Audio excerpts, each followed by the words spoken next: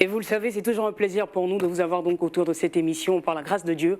On espère que tout se passera comme d'habitude, c'est-à-dire bien. Moi, je sais que où vous soyez, que ce soit à la maison, vous attendez donc ce programme fidèlement. Et par la grâce de Dieu, on espère vous conduire comme il se faut jusqu'à la fin de cette émission. Je ne suis pas seul évidemment avec un public chaleureux que vous allez entendre tout à l'heure. Mais avant, je vous dis shalom, mais surtout que Point d'accord commence.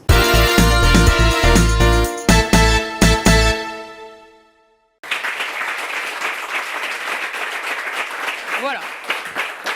Et ça fait plaisir effectivement d'avoir ce public, un très beau public justement qui nous fait effectivement l'amitié d'être présent avec nous ce soir. Vous allez bien, j'espère? Évidemment, c'est normal. On vient donc de l'église Pentecôte internationale de Côte d'Ivoire. On a les salutations de tous ceux qui ne sont pas venus avec vous, mais aussi on est content que vous qui êtes là, en tout cas vous soyez présents. Alors, apôtre Atta, pasteur Kissi, évidemment que Dieu vous bénisse. Merci en tout cas de votre présence. Et je précise que vous n'êtes pas les seuls pasteurs donc à être présents à cette émission. Il y a également un pasteur auquel on est habitué depuis quand même un bon moment. Il s'agit bien sûr du pasteur Brahima. Bonsoir pasteur. Salut Claudia. Alors comment ça va? Par la grâce de Dieu, ça va très bien. Ça va bien. D'accord. Alors, pasteur, vous le connaissez bien. Je préfère déjà commencer l'émission avec le sourire parce que après, il est difficile d'avoir le sourire quand on finit cette émission. Donc, je préfère sourire dès le départ. Et si après il y a des larmes, bon, moi j'aurais déjà souri dès le départ. Voilà. C'est ça qui est le plus important. En tout cas, Dieu vous bénisse, pasteur, pour votre présence. Merci. Et vous le savez bien, le profil de l'émission, vous le connaissez, c'est toujours de recevoir donc des témoins justement sur ce tapis ou sur ces deux sièges. Ça n'a pas changé. Le principe reste le même. On a des témoins aujourd'hui. Et avec votre permission publique, par des applaudissements, on va recevoir la première. C'est une femme, elle s'appelle Marthe Fossonou. Voilà, moi j'applaudis aussi. Voilà, bien. On se serre la main, on se fait un bisou rapidement. Et puis tout assis. Merci beaucoup.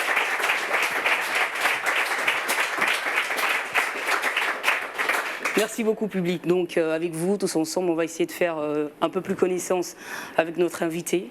Bonsoir Marthe. Bonsoir madame. C'est un plaisir en tout cas de t'avoir ici, d'accord? Un plaisir partagé. Alors Marthe Fossonou, d'accord, donc jeune femme mariée, vous êtes âgée de 29 ans, vous êtes mariée depuis 5 ans? C'est cela. Depuis 5 ans exactement. Donc aujourd'hui, c'est clair que si vous avez rejoint ce plateau, c'est forcément parce que vous avez quelque chose, je suppose, de très très très important à partager avec nous. C'est cela, madame. C'est exact, d'accord. Donc voici le public dans lequel se trouvent des pasteurs qui sont là à écouter votre histoire ici aussi, pourquoi pas, vous donner des conseils avant la fin de cette émission. D'accord, on espère en tout cas pouvoir trouver ce point d'accord. Alors Marthe Fossonou, justement, votre histoire, où est-ce qu'elle commence?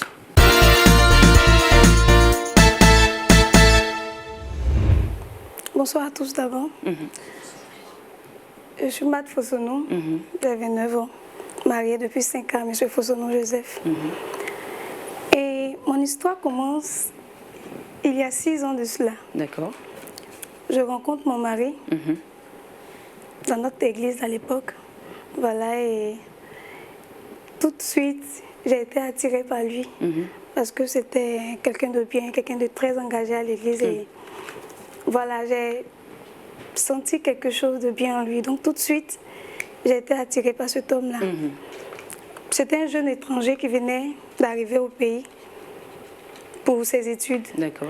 Et il devait faire une formation de 3 ans, au bout duquel il allait retourner chez lui, au pays. D'accord, donc du coup quand il arrive, ce jeune étranger, il fréquente l'église à laquelle vous appartenez? Oui, il fréquente l'église, il est très régulier, très engagé d'ailleurs. Et voilà, comme je l'ai dit tantôt, je l'aimais en secret. Donc secrètement, je priais le Seigneur pour qu'il puisse s'intéresser à moi, mais sans toutefois lui dire. Voilà, et voilà. Et ça s'est fait, il s'est intéressé à vous, les prières ont porté. Au bout de 2 ans, il a commencé à manifester un certain intérêt pour ma personne. Et voilà, on a commencé à se côtoyer de façon régulière. Et après quelques temps, avec l'accord de nos parents et nos différents dirigeants religieux, on a décidé d'officialiser les choses. D'officialiser les choses, ce qui fait qu'aujourd'hui, depuis 5 ans, vous êtes donc devenue de façon officielle donc Marthe Fossonou.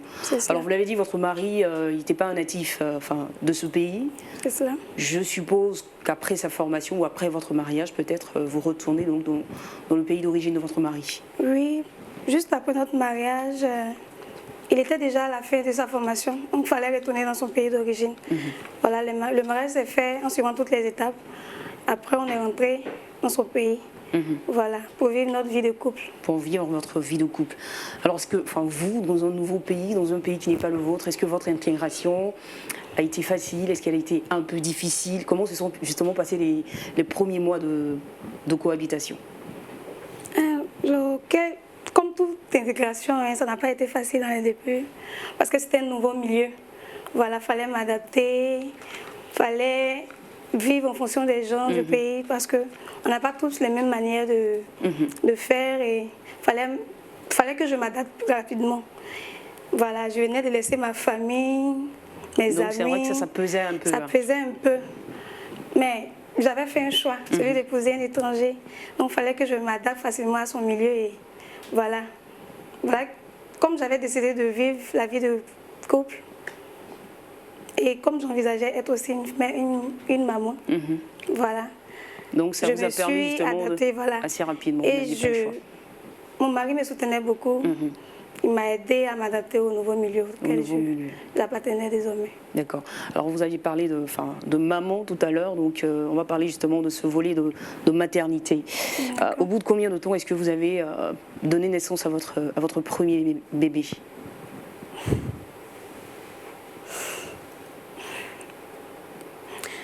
C'est justement là le problème, madame. Après 3 ans de mariage, jusque-là, on n'a pas eu d'enfant. Et alors là, ça fait maintenant 5 ans. Voilà. Après 3 ans de mariage, on a commencé à s'intéresser voilà, de plus en plus à la question. Voilà, parce qu'on est jeunes, on aspire tous à être parents, vu qu'on est mariés. Et on a commencé à se soumettre à certains examens médicaux pour pouvoir vraiment voir dans quelle mesure concevoir. D'accord. Donc après 3 ans de mariage, vous avez commencé justement à manifester le désir en fait de devenir parents tous les deux. C'est cela. Et il y avait, enfin je vais dire, ça n'a pas porté de fruits. Ça n'a pas porté de fruits. Malgré tous les examens qu'on faisait, bon, il n'y avait pas d'anomalie en fait. De son côté comme du mien, il n'y avait pas d'anomalie. Les examens donnaient toujours des résultats qu'on savait déjà. Mais on insistait toujours et puis on priait beaucoup pour que vraiment Dieu puisse intervenir pour changer la situation. Mais est-ce que je veux savoir, à quel moment est-ce que l'inquiétude véritablement a commencé à s'installer à votre niveau concernant effectivement cette incapacité d'avoir des enfants? Il n'y a pas trop longtemps, parce que ça fait 5 ans maintenant qu'on est mariés. Et comme je l'ai dit tantôt, on s'est soumis à une série de tests médicaux. Mais tous ces tests-là ont révélé qu'on n'avait pas d'anomalie. Donc on se posait, on s'interrogeait. Surtout moi, je m'interrogeais beaucoup sur la question de savoir, mais pourquoi, s'il n'y a pas d'anomalie, pourquoi on n'arrivait pas à concevoir? Et donc, quelles sont les démarches, je veux dire, en dehors justement des démarches médicales que vous avez menées? Est-ce que vous avez entrepris autre chose pour justement avoir des réponses à cela? Comme je l'ai dit, au niveau spirituel, on était vraiment stable. On avait une vie de prière, mon mari et moi. Donc, je prenais des moments de jeûne. Je prenais des moments pour confier le sujet à mon Seigneur Jésus. Parce que je savais que il va au-delà de nos limites. Et là où on trouve un problème, lui, il nous dit qu'il n'y a pas de problème en réalité. Donc je lui confiais mon sujet pour que vraiment il puisse intervenir, pour que je puisse avoir la chance, la grâce d'être maman. La grâce d'être maman. Ouais. Avant d'aller plus loin, je veux savoir, tout le monde veut savoir qui est-ce que vous avez convoqué ce soir sur ce plateau et surtout la raison pour laquelle vous avez convoqué cette personne. Celle que j'ai convoquée, c'est ma meilleure amie. Voilà. C'est mon amie de très longue date. Elle est presque comme ma soeur. Vous partagez beaucoup de choses ensemble. On partage beaucoup de choses, tout pratiquement. Et j'ai pensé que c'était la personne idéale pour lui soumettre le problème. Le problème, d'accord. Mais qu'est-ce que vous voulez lui dire à cette amie? C'est vrai qu'on va la recevoir tout à l'heure, mais déjà, on aimerait bien entendre de votre bouche ce que vous allez lui dire tout à l'heure.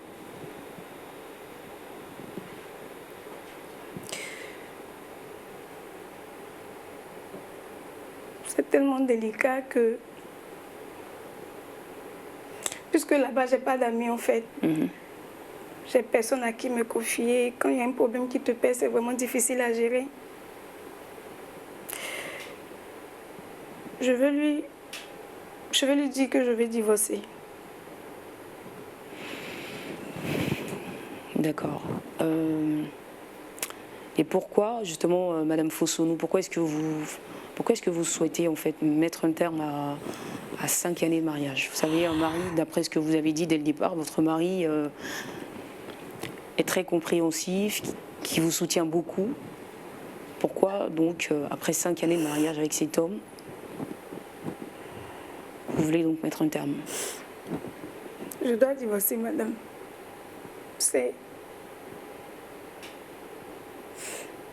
Vous pensez que enfin, on ne connaît pas encore la raison, mais vous pensez que votre raison est légitime? N'importe quelle femme aurait réagi de la même façon, bon, je suppose, mais... D'accord.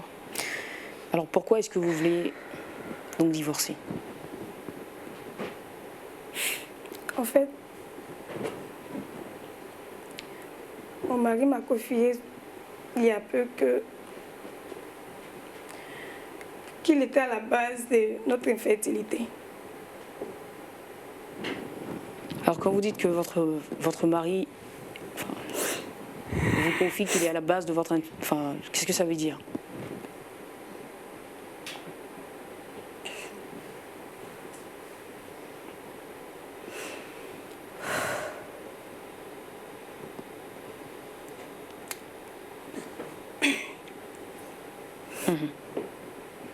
Il m'a confié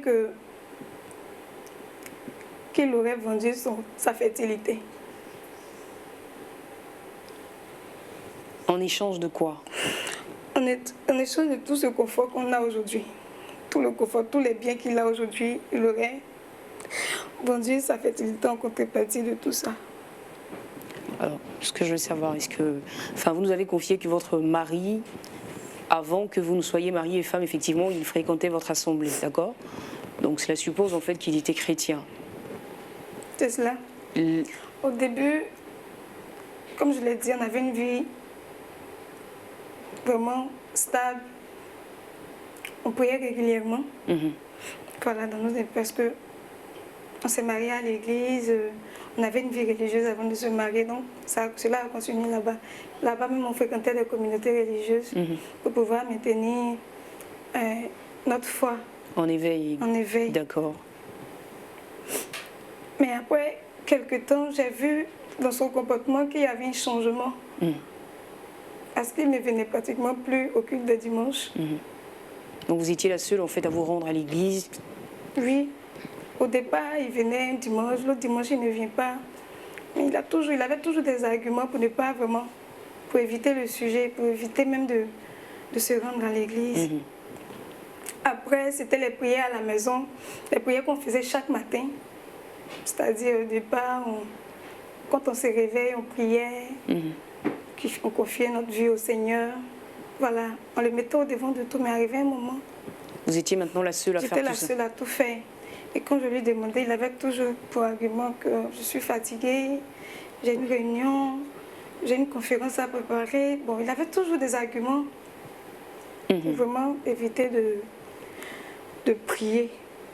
Donc finalement, je me retrouvais seule à le faire.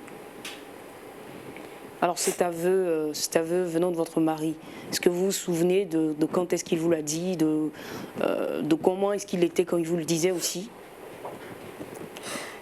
Je me souviens du jour parce que c'était mardi, quand il est rentré du boulot. Parce qu'à chaque fois qu'il revenait du boulot, je lui disais tout le temps que j'avais envie d'être maman. Et qu'il devait m'aider à trouver des solutions. Voilà. Je lui ai même proposé de rentrer au pays pour pouvoir confier le sujet à nos dirigeants religieux ici. Et il refusait tout le temps. Les gens, c'est pas la peine, on va prier ici, mais on va faire d'autres tests médicaux, Bon, il refusait pratiquement. Donc à chaque fois qu'il revenait, j'essayais de lui rappeler cela. Vraiment, je veux être maman. J'ai ce désir-là et il le savait depuis le départ de notre relation que je tenais à être maman. Voilà. Puis aussi, voilà. Et c'est là qu'il m'a qui m'a avoué qu'il avait vendu sa fertilité. Alors, ce que je veux savoir, je sais que pour une femme, effectivement, c'est pas facile d'entendre ça, surtout de la bouche de son époux. Je veux savoir maintenant vos rapports désormais. Enfin, depuis qu'il vous l'a dit, quelle est l'atmosphère dans la maison? Quels sont vos rapports vis-à-vis de votre époux?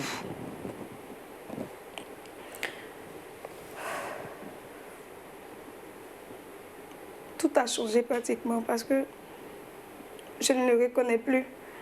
C'est pas l'homme que j'avais épousé autrefois. Un jeune qui était vraiment engagé dans l'œuvre de Dieu, qui mettait Dieu au devant de tout. Aller retomber à ce niveau-là jusqu'à aller vendre sa fertilité. Donc je me disais que c'était je me suis mariée à une personne étrangère. Je ne me sentais plus à ma place en fait. Donc du coup, on fait chambre séparée depuis un moment parce que je n'arrive plus à supporter sa présence et ça me pèse. Voilà. Et donc là-bas, vous n'aviez personne à qui, vers qui aller vous confier? Personne. J'ai pas d'amis véritables. J'ai des connaissances, mais j'ai pas d'amis en tant que tel ou à qui confier ce genre de Et vous trouvez problème. que, finalement, même aller vers les pasteurs de là-bas, ce serait aussi vous exposer ou exposer votre mari, en fait? Voilà. Moi, je suis du genre à ne pas exposer mon mari. Je me dis que quand il y a un problème, on essaie de régler en interne et puis après, quand ça prend une autre tenue, on peut faire intervenir d'autres personnes, des personnes extérieures. Voilà. Donc, j'ai pas voulu faire... Parce que là-bas, il n'est pas très engagé dans l'œuvre de Dieu. C'est pas quelqu'un qui va répondre aux convocations des gens. Même si ça vient des pasteurs. Il n'ira pas. Voilà, vous le connaissez. Donc j'ai préféré revenir ici. Donc on a l'impression que finalement l'homme que vous avez connu ici et celui que vous fréquentez aujourd'hui dans ce pays-là, c'est carrément deux personnes totalement différentes. Totalement différentes. Vous ne reconnaissiez plus votre mari. Pas du tout. Vous ne supportez même plus aussi sa présence. Non, non. Parce que vous avez l'impression finalement qu'il est en train de vous priver d'un droit en fait. Celui d'être maman. C'est cela. D'accord. Il sait mon désir d'avoir des enfants. Il le sait. Et apprendre comme ça que ça ne sera pas possible, c'est un peu difficile à encaisser, mais... D'accord. Alors, donc, cette amie en fait en question qui va nous rejoindre dans seulement quelques petites minutes, vous la connaissez depuis très longtemps? C'est cela. D'accord. C'est ma meilleure amie, comme je le disais, c'est presque ma soeur. À elle, je dis tout et il n'y a pas de secret entre nous. Donc, j'ai trouvé idéal que ce soit la personne à qui soumettre le problème. À qui soumettre ce problème, mais surtout votre désir en fait de vouloir vous séparer de votre mari. D'accord. Mais voilà, en tout cas, bravo à vous, Madame Fossonou, justement, d'avoir partagé cette partie de votre vie intime donc avec nous. On ne va pas perdre de temps, on va recevoir tout de suite votre amie, elle va nous rejoindre sur ce plateau. Bien sûr, sous vos applaudissements et avec l'aide en fait de la production.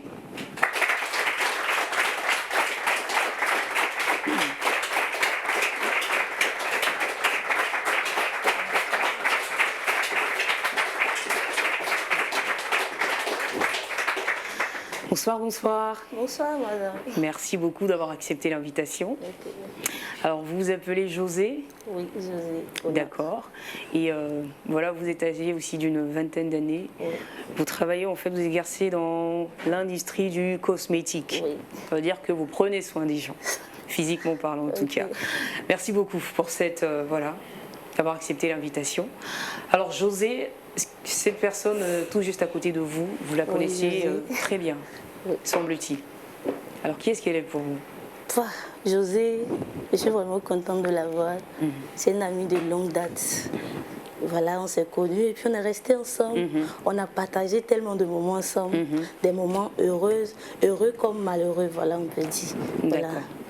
Et donc, à un certain moment, vous avez dû finalement vous séparer. C'était pas volontaire. Voilà, c'était pas volontaire. José s'est mariée. Elle devait partir avec son mari, donc elle est partie. Donc elle est partie. Est-ce que cette séparation ou cette distance a eu raison de votre amitié? Est-ce que ça a affecté? Pas du tout. Pas du tout. On est restés ensemble. On a gardé le contact. On s'appelle. Elle m'a même invitée chez elle. Je suis partie, revenir. Voilà. Alors justement, quand vous partiez chez votre amie, est-ce qu'à un certain moment, vous avez remarqué que c'était une femme qui souffrait? Est-ce que vous perceviez ça? Non, José souffrit, non, non. José, on peut dire qu'elle a tiré le gros lot. Elle a eu un mari vraiment...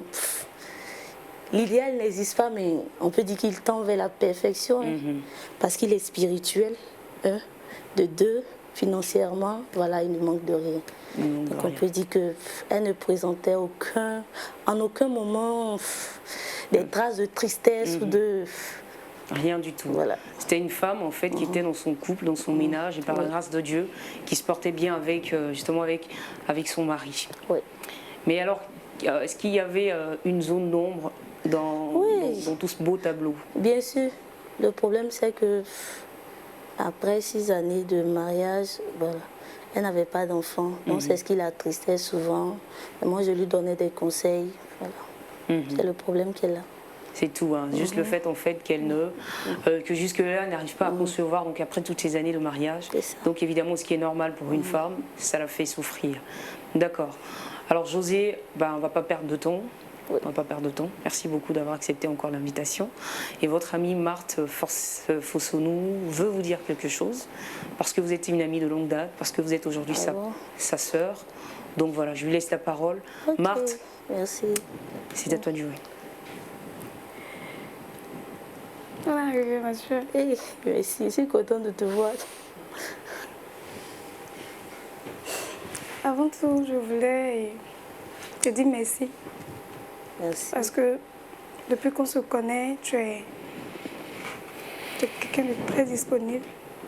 Et chaque fois que j'ai besoin de toi, tu réponds présente. Tu me soutiens, même si on est à distance. Mais tu es toujours là pour moi. Et pour cela, je voulais te dire merci. Non, non, tu n'as pas à me dire merci. Parce que c'est réciproque au fait. Je t'aime, tu m'aimes. Si j'étais loin, tu allais faire pareil pour moi. Donc je ne sais pas pourquoi tu me dis merci. Voilà. Le merci n'a pas sa place au fait, José.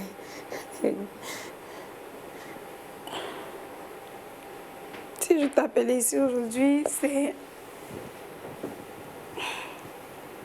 Ah, il y a quoi? Pourquoi tu es aussi triste? Pardon, il ne faut pas m'inquiéter parce que je suis trop contente de te voir. Aïe, José, pourquoi tu pleures? Je vais divorcer de mon époux. Pardon. Quoi? Attends. Je vais divorcer de Joseph. José, tu as quel problème? Pardon, faut pas me dire ça. Donc tu m'as appelé ici la plume. Ça me dit que tu as divorcé. Moi qui prenais ton mariage comme un exemple. Là, José. Je ne peux plus rester Pardon, dans ce faut foyer. pas me dire ça. Tu vas me dire que tu vas divorcer. Pardon, José, faut pas divorcer. Ou bien parce que tu n'as pas d'enfant, tu veux divorcer. José, s'il te plaît, quand tu pleures, tu me donnes envie de pleurer. Pardon, écoute-moi. S'il te plaît, sèche tes larmes et écoute-moi. Ne pleure pas. Les enfants, c'est Dieu qui donne. Tu n'as pas à te lamenter. Je te dis que je Dieu a le pouvoir, Dieu est le Dieu. Les cas impossibles, quand il n'y a plus d'espoir, fais recours à ton Dieu. José, tu as trop la foi pour baisser les bras maintenant, José. Rappelle-toi des moments de prière que nous avons pris. Tu ne peux pas me dire que tu es découragé parce que... Je ne pourrai plus avoir d'enfant. Je ne pourrai pas avoir d'enfant tant que je suis encore dans ce foyer-là. Tu comprends Mais pas? tu ne peux pas divorcer parce que tu n'as pas d'enfant, José. Tu crois à Jésus? José, attends. Je suis en train de te dire que je vais divorcer parce que Joseph a vendu sa fertilité. Je suis tellement émue que je t'appelle Matt. S'il te plaît, ne fais pas ça. Joseph a vendu sa... Quoi? Pardon, faut dire encore. Je te dis qu'il a vendu sa fertilité. Ou bien parce qu'il y a tellement longtemps que tu cherches les enfants, tu commences à halluciner, dire des choses. Tu penses que Joseph, il n'a pas besoin d'enfants comme toi? Joseph, il veut être papa comme toi. Tu ne vas pas me dire que Joseph a vendu sa, comment on appelle ça, sa fécondité. Pourquoi? Mais je ne peux pas te mentir. Je ne peux pas te mentir sur ce fait. Joseph, Tu sais que toi et moi, je on partage connais. tout. Joseph qui m'appelait, qui me disait que Joseph lui-même, m'a il voulait avoué avoir des enfants. qu'il a vendu sa fertilité. Mais pourquoi il a fait alors? Joseph a vendu ça. Je ne peux plus rester là-bas. Pardon. Pardon, faut pas divorcer ma soeur. Matt, pardon, ne divorce pas. Tu te rappelles des fois où je priais pour avoir un enfant? Les noms que j'ai dressés. Pardon, s'il te plaît, ne divorce pas. Tu ne peux pas faire ça. Tu sais que la vie chrétienne n'est pas facile. Tu connais ma Mais situation. Dieu nous dit d'aller jusqu'au bout. Tu ne peux pas faire ça. Tu connais ma maintenant. situation. S'il te plaît, Matt. La tu peux pression pas des faire parents ça. que j'ai. Pardon, s'il te plaît, je sais tout ça. Mais je t'en supplie. La pression de tout le monde, je ne sais même pas quoi dire. Pardon, ne divorce pas, je t'en prie. Joseph C'est est vrai. méchant, Joseph C'est est dur méchant. pour Il toi. ne pense pas à moi. C'est difficile, mais pardon, ne divorce pas. Parce que tu sais, c'est vrai, nous sommes sur la terre. Mais les enfants, c'est Dieu qui donne. Les enfants, c'est pas ce qui est plus important que ta vie chrétienne. Tu ne peux pas te limiter à ça et dire que tu vas divorcer. Tu sais que Dieu est contre le divorce. C'est vrai, c'est difficile. Mais ma soeur, tu peux trouver une solution. Tu sais à quel point je tenais à être mère. Je tiens à être mère. C'est avec toi qu'on a pris les moments de jeûne pour jeûner, pour se juger. Joseph est méchant. Je C'est peux plus rester difficile. avec lui. Pardon, s'il te plaît. S'il te plaît, pardon.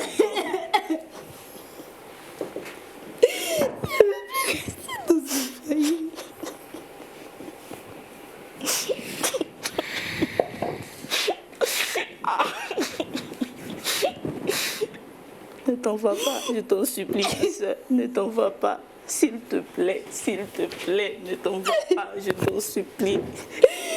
S'il te plaît.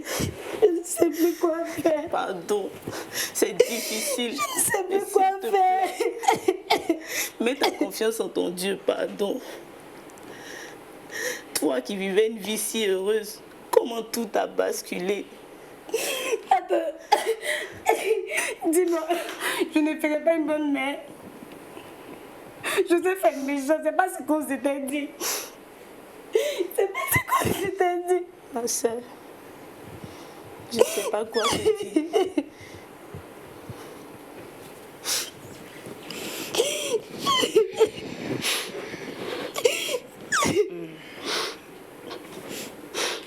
S'il te plaît, toi. Je ne veux pas dire. Pardon. Ne t'en vas pas.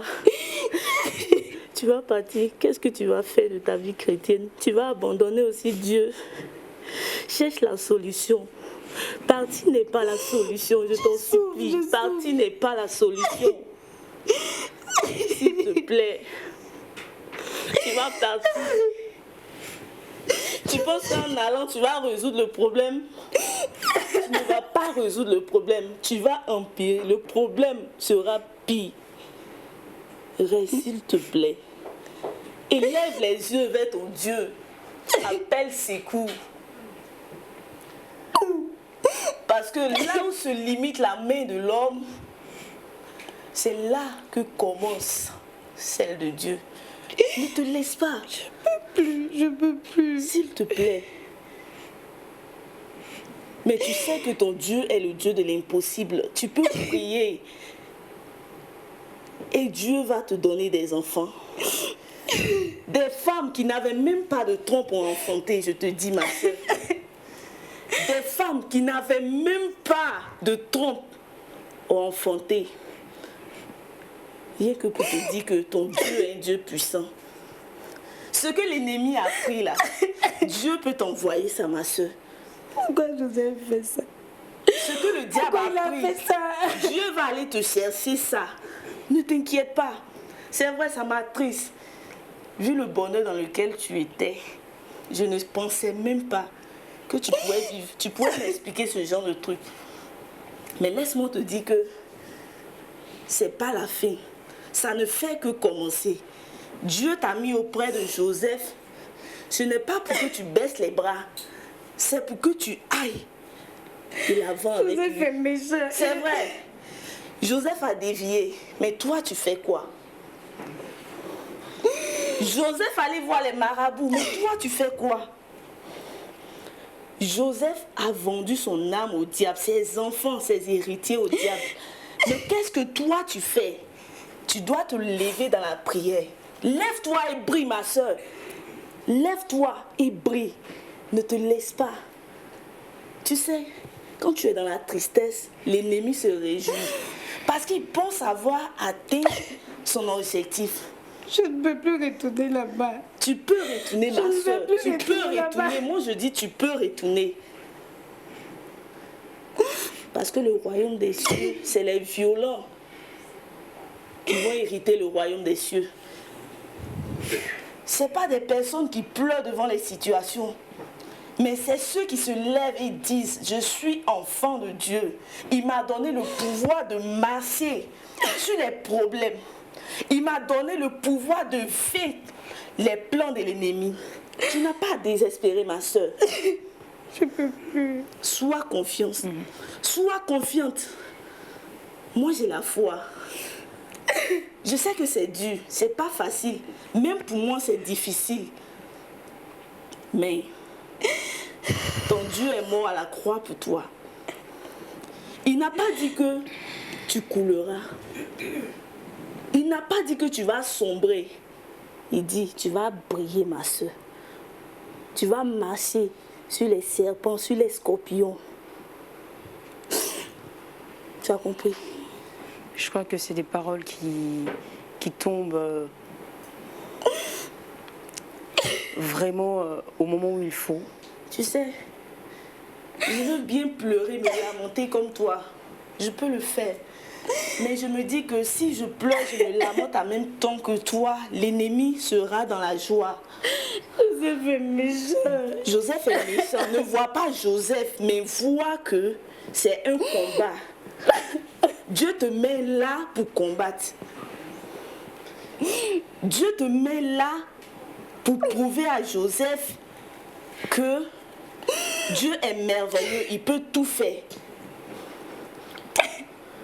Tu n'as pas à pleurer, ma soeur. Tes larmes là ne pourront rien faire. C'est douloureux, ça me fait mal. Mais je ne vais pas pleurer. Je ne vais pas aussi te laisser sombrer. Je vais te soutenir.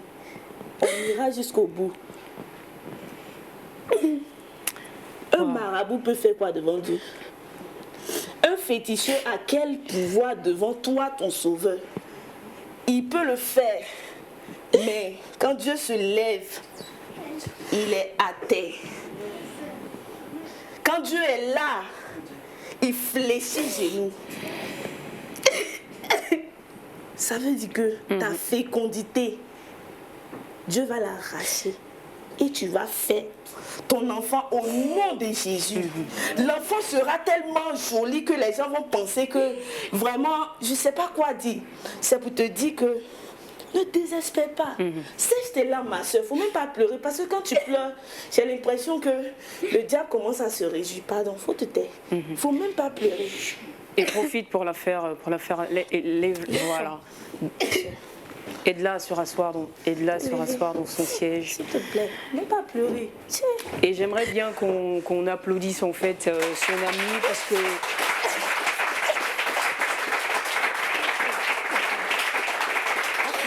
voilà.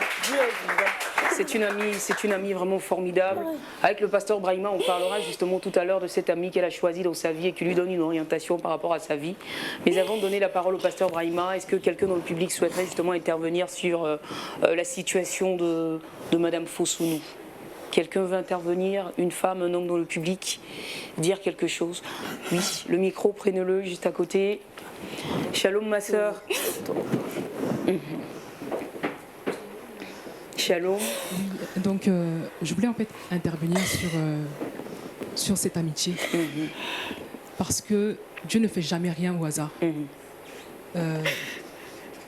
Ma sœur, je te dis vraiment, je ne suis pas à ta place, mais ce que ton ami a dit, c'est vrai. Luc 10, 19. Je vous ai donné le pouvoir de marcher sur les serpents et sur les scorpions, ainsi que sur toute la puissance de l'ennemi, et rien ne pourra vous nuire. Lorsque tu as accepté Jésus-Christ tu as donné ta vie à Jésus. Ce n'est pas à un homme que tu as donné ta vie. Et si tu t'es marié avec cet homme-là, Jésus savait aussi que tu avais la force de le soutenir lorsqu'il allait tomber. Confie-toi en l'Éternel. Sois comme la montagne de Sion. Amen. Tu verras, le Seigneur Jésus est fidèle. La parole déclare que quiconque croit en lui ne sera jamais confus. Ne tombe pas dans la confusion, mais soumets-toi à Christ. Lève-toi et combat comme une vraie chrétienne. Amen. Sois bénie. Amen, shalom. Et puis merci beaucoup, chère sœur. Une autre personne, une autre intervention. Oui, d'accord, allez-y, le micro, prenez-le. Voilà, ils vont vous le passer, ne vous en faites pas, ils vont vous le passer. Allez, prenez le micro. Voilà. Shalom, cher frère. Alors, à Madame Fossonou, qu'est-ce qu'on peut dire? Ok. Bon, je voudrais saluer l'ami Oui. pour tous ses conseils et dire à ma fille de ne pas se décourager. Moi, je connais un couple, pasteur, je dis pasteur, des amis. Ils sont mariés pendant 11 ans, 0. Et c'est eux qui vont prier pour les autres. Et les autres enfantent. Mais la 12e année, voilà le miracle s'est opéré. Le couple a eu un enfant. Et quand l'enfant a marché là de 1 an et demi, j'ai dit, le pasteur est venu dans le temple. Maman, se rouler comme ça, il ne sait pas comment dire merci à Dieu. Les 2 ans qui ont suivi encore, un autre enfant. Je pense que maintenant, il doit avoir 3 ou 4 enfants. Donc, c'est pour dire à ma fille, 5 ans, c'est beaucoup, mais c'est peu.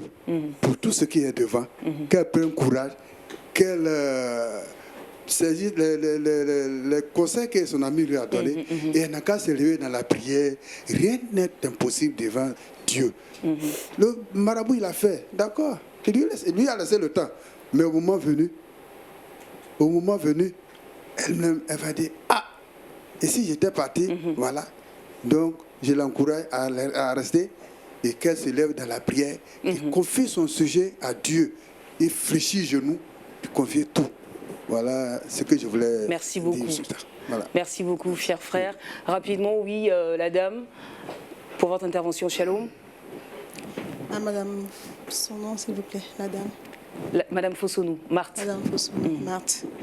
Beaucoup de courage. C'est une épreuve. Vous voyez cela comme une épreuve, juste une épreuve. Et on ne peut pas connaître l'homme. Parce que la Bible déclare, qui peut connaître l'homme? Son cœur est tortueux par-dessus tout. C'est-à-dire qu'en plus de tous les défauts qu'il a, son cœur est tortueux. Donc on ne peut pas connaître un homme. Tu peux voir quelqu'un estimer qu'il est zélé, qu'il est engagé, mais c'est Dieu seul qui connaît l'homme. Et le divorce n'est pas conseillé par Dieu. Donc il ne faut même pas y songer. Il faut juste prendre cela comme une épreuve. Et maintenant, c'est une grâce qu'il est déjà avouée. Ça permet d'orienter le combat. Il faut fléchir genoux. Il ne faut pas le regarder comme méchant. Sinon, vous n'aurez pas la force de prier. Ignorez-le. Voyez l'esprit qui est derrière et priez. Le Seigneur va se glorifier. Beaucoup de courage. Merci. Merci beaucoup. On peut applaudir toutes les interventions. Dieu vous bénisse. Et puis voilà, on va passer maintenant la parole au pasteur Brahima. Pasteur, re-shalom. Oui, shalom. Alors, pasteur, voici. Alors moi, justement, avant d'analyser effectivement toute cette situation, je reviens en fait sur cette belle amitié qu'il est liée et la qualité, en fait, mais vraiment la qualité de l'amie qu'elle a dans sa vie, une amie qui lui donne des directives, mais surtout les bonnes directives. Imaginons un seul instant que l'amie ait dit, bah, évidemment, moi je t'encourage, quitte ton mari, il est méchant. Bah, c'est clair que c'était son couple en fait qui partait tout de suite à la dérive. Alors, pasteur, je vous laisse la parole là. Je vous laisse la parole.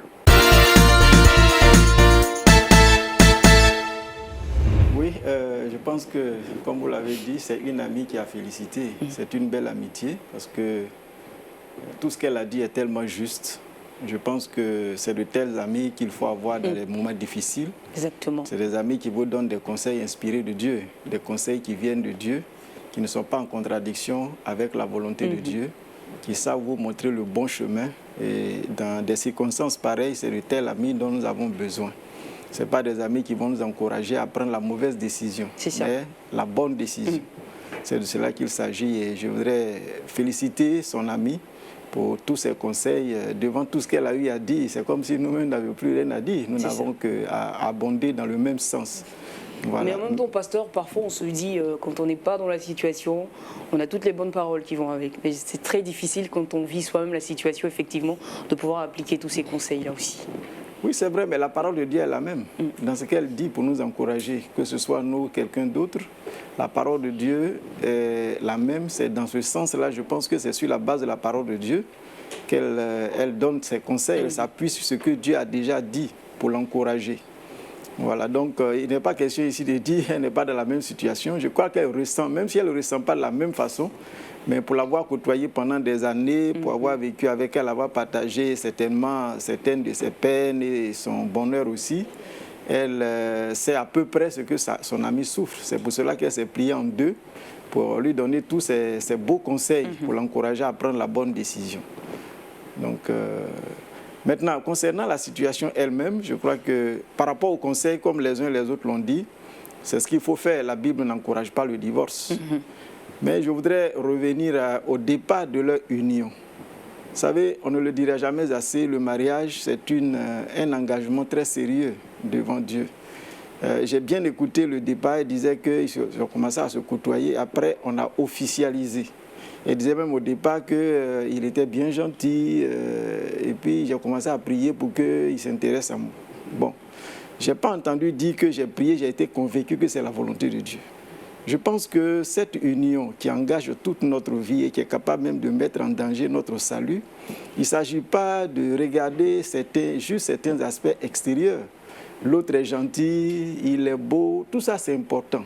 Mais est-ce que j'ai pris du temps pour prier? Est-ce que je suis convaincu que l'union dans laquelle je m'engage est celle que Dieu veut pour moi? Ça, c'est très important. Je ne dis pas que ceux qui sont mariés selon la volonté de Dieu n'ont pas d'épreuves. Les épreuves peuvent venir de toutes parts. Mais je relève l'élément parce que c'est ce qui est ressorti au départ dans l'histoire. Pour dire à tous ceux qui nous écoutent que l'union du mariage est tellement important, c'est sacré. Donc, il ne faut pas s'y engager comme ça, sur des bases, je ne dirais pas qu'elles ne soient pas importantes, mais pour moi, ce n'est pas suffisant. Voilà, que quelqu'un soit beau, qu'une femme soit belle. Mais quand on est dans l'église, on a un Seigneur sur notre vie à qui il faut demander conseil avant de nous engager. Il faut voir, est-ce que là où je m'engage, là, est-ce que c'est la volonté de Dieu? Est-ce que Dieu est d'accord avec moi? Est-ce que je suis convaincu que la voie que j'emprunte, c'est une voie approuvée de Dieu? Et quand on rentre dans une voie qui est approuvée de Dieu, quelle que soit l'épreuve, le Seigneur vient à notre secours. Voilà, je dis juste ça pour interpeller les uns et les autres, parce que le mariage, c'est une relation tellement sérieuse. Et nous savons aujourd'hui dans notre société combien le mariage est attaqué de toutes parts. Mais si la base est fausse, vous voyez déjà que vous êtes déstabilisé dès le départ, ce serait difficile pour vous de mener la bataille pour glorifier vraiment le nom du Seigneur. Je voudrais sur ce aussi continuer à l'encourager comme sa camarade, son ami l'a fait. Le divorce n'est pas de la volonté de Dieu. Son mari l'a trahi, ça c'est clair. Il a même abandonné la main de Dieu puisqu'il allait jusqu'à voir un marabout pour vendre sa fécondité, comme elle le dit. Mais je suis convaincu que, comme sa camarade lui a dit, Dieu est capable du miracle. Il est le Dieu de l'impossible. Elle doit se ressaisir. De même qu'au départ, elle s'est mise devant Dieu dans la prière. C'est maintenant qu'il faut se lever justement pour que Dieu démontre qu'il est le Dieu de l'impossible. Donc elle ne doit pas abandonner, elle doit se mettre à genoux, prier, demander vraiment la grâce de Dieu. Si elle a vraiment aimé ce monsieur, c'est le moment de dire, Seigneur, cet homme-là, il faut qu'il revienne à toi, parce que c'est aussi une âme à sauver. Alors Marthe, ce que j'ai remarqué aussi, c'est que vous ne portez pas votre alliance, c'est volontaire? C'est volontaire. Parce que après sa révélation, je n'ai pas trouvé nécessaire de porter la bague parce que vous ne vous considérez plus comme mariée? Je ne me considérais plus comme mariée.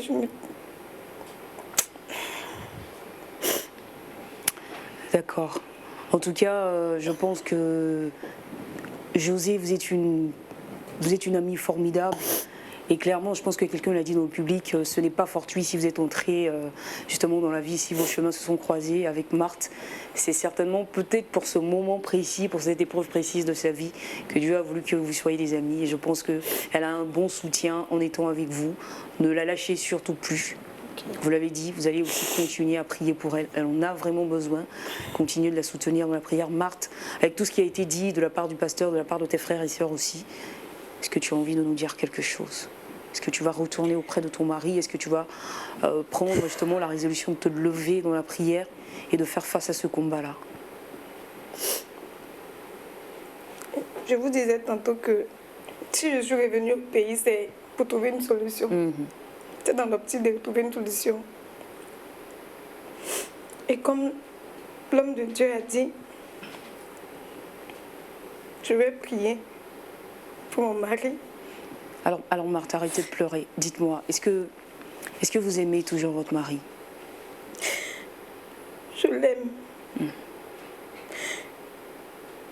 Je ne cesserai pas de l'aimer.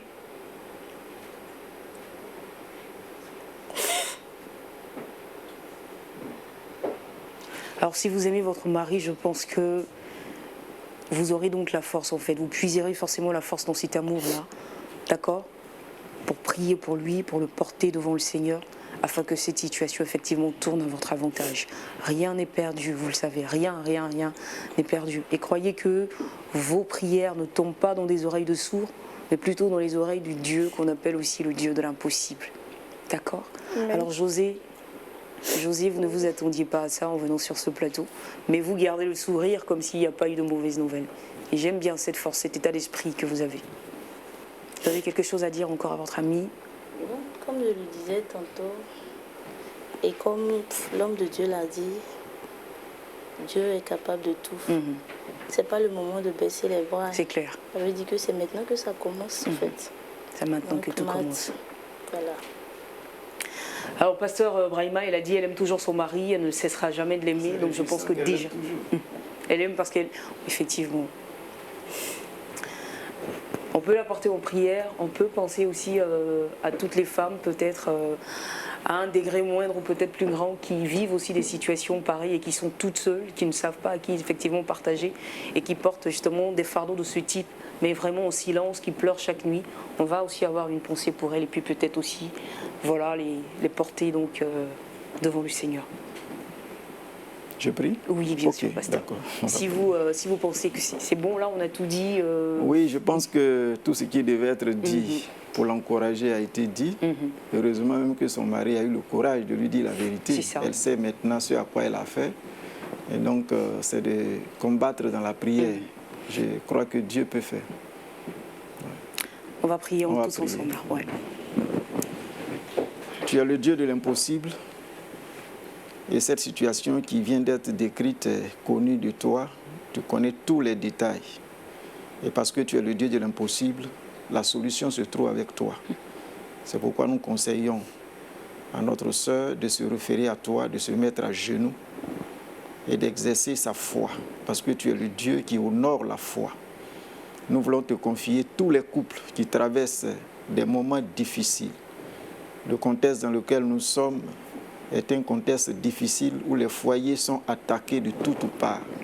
Seigneur, nous prions que tu étendes ta main sur tous ces foyers, que l'objectif de l'adversaire, qui est de séparer les couples, qui est de conduire les couples mariés au divorce, ne soit point atteint, mais que ta grâce se manifeste dans ces foyers où il y a des épreuves, il y a des difficultés. Tu les attires vers toi, tu les amènes, ô Dieu, à exercer leur foi, en plaçant leur confiance en toi seul. Béni sois-tu de ce que dans ta fidélité, tu te tiens aux côtés de tous ces couples qui nous écoutent. À toi la gloire, au nom de Jésus. Amen. Amen. Alors, public, je vais vous demander effectivement de les ovationner toutes les deux. Voilà.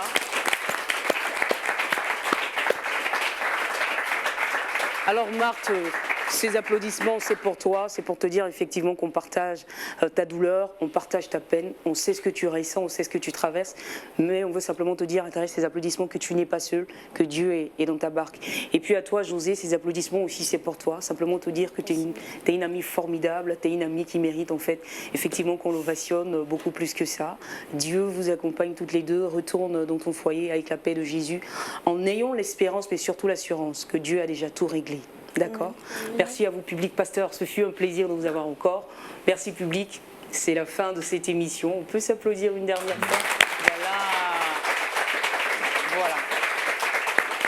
Et moi donc, je finirai cette émission évidemment avec cette parole pour vous. C'est avec le sourire que je la finis. Pourquoi? Simplement parce que je sais que Dieu a la solution et il trouve toujours la bonne solution aux problèmes que nous traversons. Si vous traversez des situations similaires, dormez tranquille parce que Jésus a déjà trouvé la solution. Alors avant de partir, je vous dis ceci. Vous, donc à la place de Marthe Fossonnou, quel aurait été votre choix? Vous le savez bien, le débat est ouvert et naturellement peut se poursuivre chez vous. Bonsoir.